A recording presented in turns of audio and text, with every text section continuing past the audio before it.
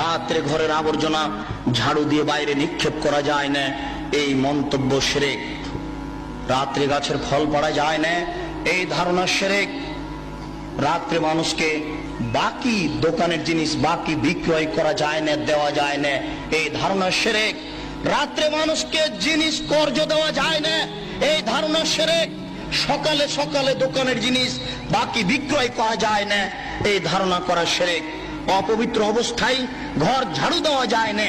আপনার স্ত্রী, আপনার বৌমা অপবিত্র অবস্থায় ফরজ গোসল না করে ভাত রান্না করতে পারে না, ঘর ঝাড়ু দিতে পারে না, এগুলি ধারণা করা শিরক। আপনার স্ত্রী, আপনার বৌমা অপবিত্র অবস্থায় ফরজ গোসল না করে সব কিছু করতে পারে, ঘর ঝাড়ু দিতে পারে, ভাত রান্না করতে পারে, ভাতের পাতিল থেকে ভাত বের করতে পারে, মানুষকে খাবার দিতে পারে, পারে না নামাজ পড়তে, সালাত আদায় করতে, পারে না কোরআন তেলাওয়াত করতে, এ ব্যতীত যা